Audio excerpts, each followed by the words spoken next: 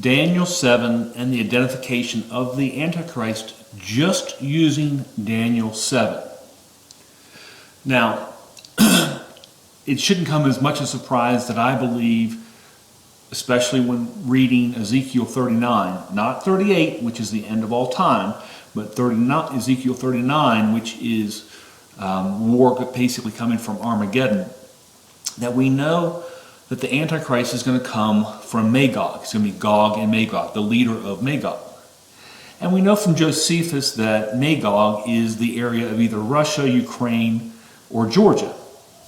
Not the state of Georgia in the United States, but Georgia, the country that's above Turkey. So it's been my belief that it would come from the leader of Russia, whenever that occurs. And something today, I was actually looking in Daniel 7 for a completely different reason, with regards to the two witnesses. And I saw something in Daniel 7 and Daniel 8 which were really interesting, but I'm going to do this video just on Daniel 7. And so let's kind of walk through Daniel 7, and I'm going to go fast because, again, hopefully you have your Bible with you and you take that time to read through what's going on, okay? And there are four great beasts, Daniel 12:3, each different from the others, came up out of the sea, out of the nations. The first was like a lion. It had wings of an eagle. We don't have to go through the rest of that. Verse 5, and the second beast looked like a bear. Okay. And the third one in verse 6, and another beast that looked like a leopard. Lion, bear, leopard. I'm hoping that you see Revelation 16, or is it 16, or is this, no, this one is 13. In verse 2, the beast I saw resembled a leopard, had feet like those of a bear, and a mouth like that of the lion. Different kingdoms. An interesting little situation. And in Daniel 8, it kind of gives you an indication of those other countries. So that's pretty interesting. At least for two of them, one of them being Greece and one of them being Persia. Interesting that we now can see that as long as we're looking at Daniel to define Revelation. Okay? And then Daniel 7:7, there is a fourth beast, terrifying and frightening, very powerful. It had large iron teeth and crushed and devoured its victims and trampled underfoot whatever was left. It was different from all the former beasts, and it had 10 horns. Now, 10 horns we should be seeing from Revelation, and I said this before on the chapter, Revelation 17, because the beast that sits on Babylon, where the prostitute is, and she's actually sitting on the beast. And it defines that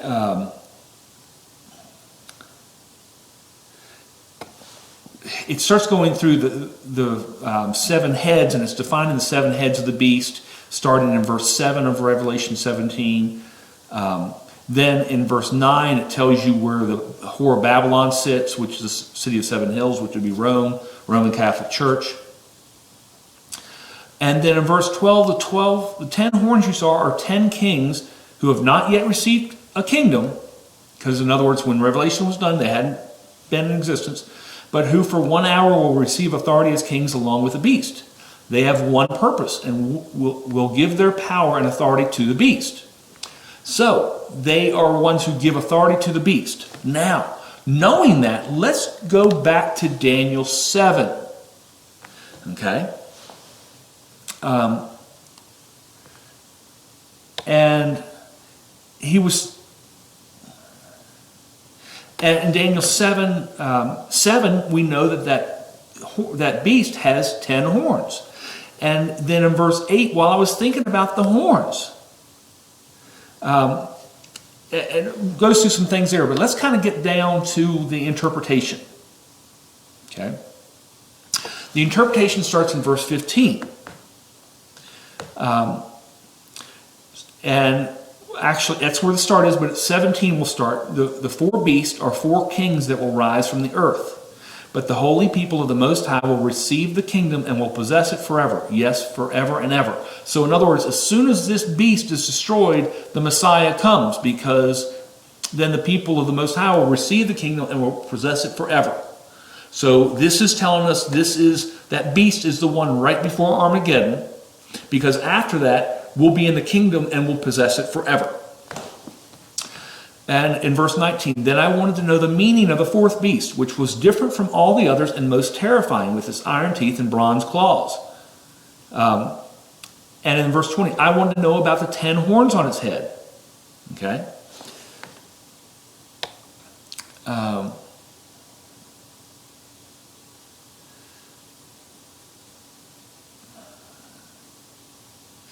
And then verse 22, until the Ancient of Days, should be Messiah, came and pronounced judgment in favor of the holy people of the Most High, and the time came when they possessed the kingdom. So that's telling us about the time that we're going back to the land, Armageddon, and from that point forward. Then we have the explanation of verse 23. The fourth beast is a fourth kingdom that will appear on earth. It will be different from all other kingdoms. Something about this is different than all the other kingdoms before it, and will devour the whole earth, trampling it down and crushing it. The 10 horns are 10 kings, this is verse 24, who will come from this kingdom. So it's not other kings, it's from this particular kingdom. Okay? After them, another king will arise, different from the earlier ones. He will subdue 3 kings. Now that's another thing that I have not dealt with yet, and I'm not going to deal with in this video, because this is something kind of amazing about these 10 kings. So what we have here is the kingdom of the Antichrist, which I would look at for Ezekiel 39 and say that's either Russia, Ukraine, or Georgia.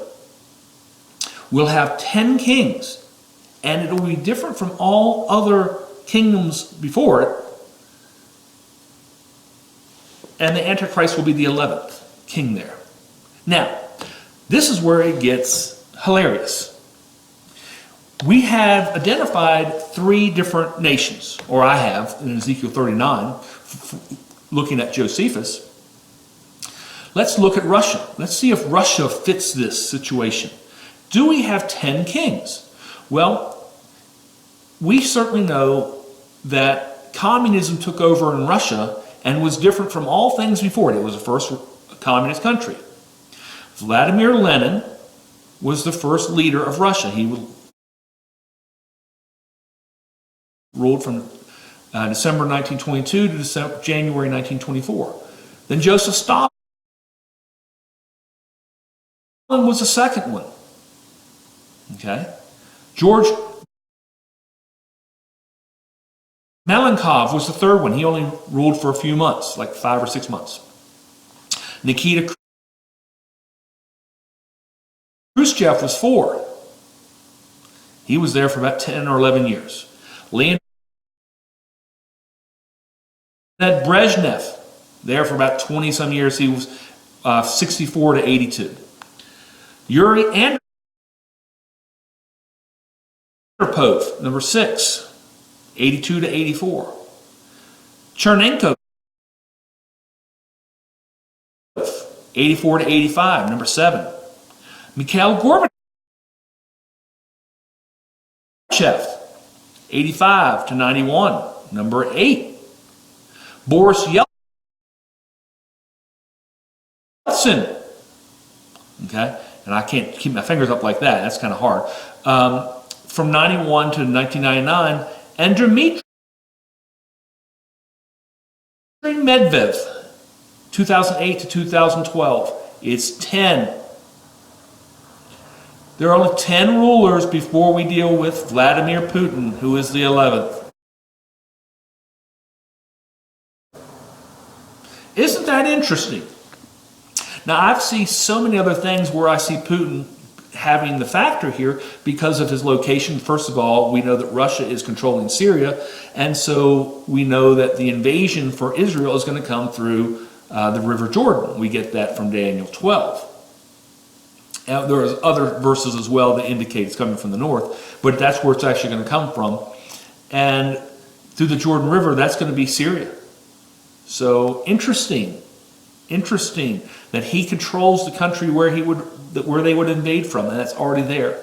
So again, it's just something there to really play itself out. And again, part of this video does not include Daniel 8, but Daniel 8 is really interesting because of its identification of two of those other kingdoms, one of them being Greece, one of them being Persia, and indicating that this country, which would be Russia, has some influence for, actually some people there from Greece. And ancient Greece would have had some would have been part of that. And they are through the southern portion of Russia. So again, this video is not involving that, but just to let you know, I've looked at that too, that it would add into it, but I'm not doing this particular video on that particular point. I'm just showing you that it said that these 10 horns, and we get those same 10 horns from Revelation. And I always thought when I read Revelation, and it's talking about the 10 horns, I always thought about it as 10 other countries. But it's actually from the same country. It's that same precursor.